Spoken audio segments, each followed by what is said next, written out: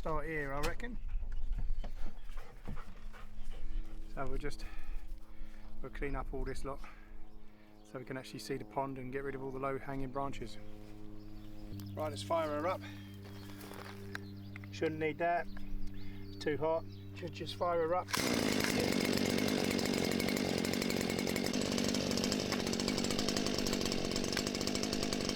Yep, we've got enough chainsaw lube, we're good there. Let the cover off.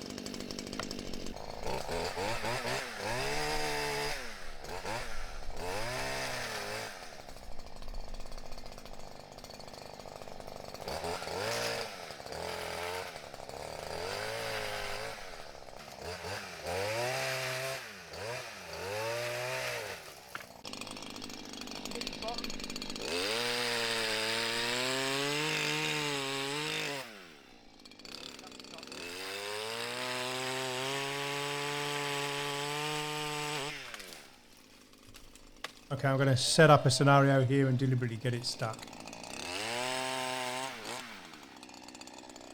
So what's happened here is I've cut too much out the bottom and it's pinched the blade.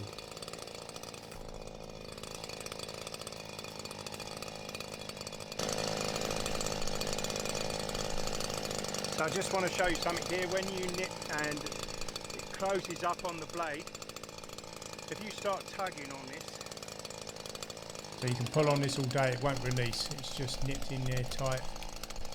So I'm just going to remove it quickly the correct way.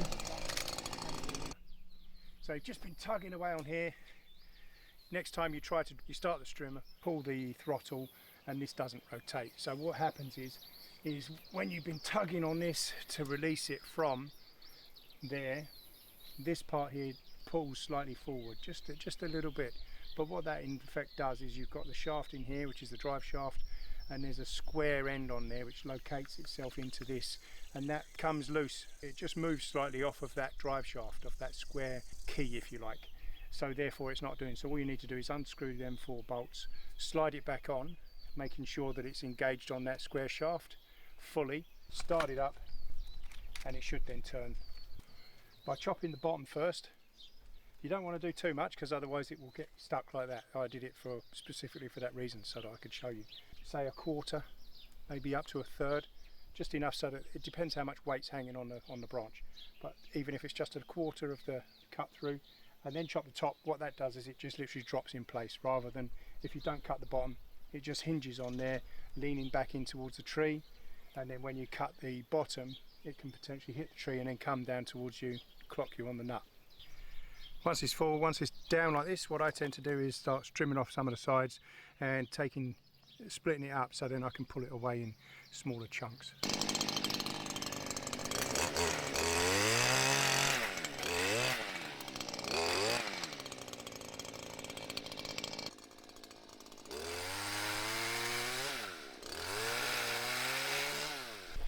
To make it easier on myself, I tend to stack these.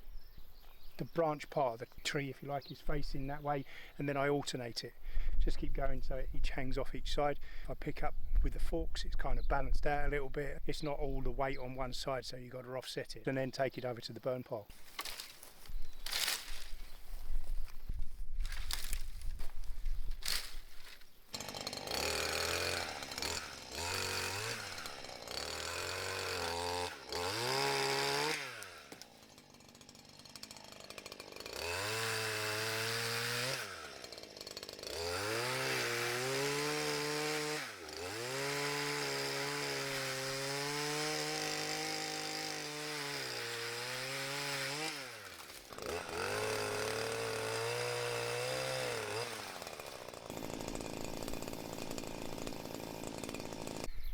There we go, it's starting to look better already. You can actually see the pond. Just going to finish off down this end.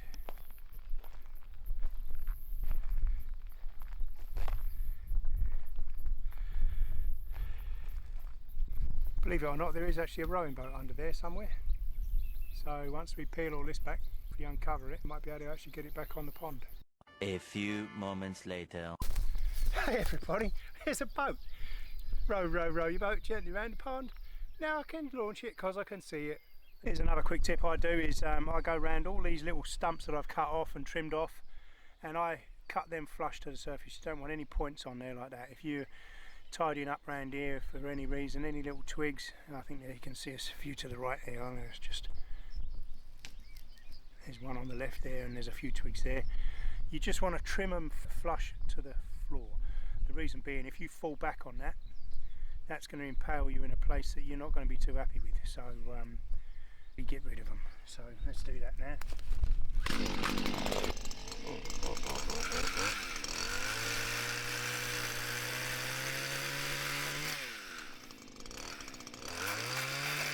So there we go. I've taken some off there. That's flush. There's a couple here, so I'll take them down. But you just want them so that they're not sharp when you tread on them. It can be a tripping hazard. Try not to put the blade into the dirt, because you'll only be sharpening it up. There we go, people. We can see the pond now.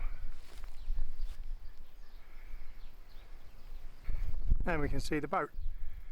And another reason to keep these all nice and trim low down here is so that if you do ever fell that tree, you know, you've got clean space around it.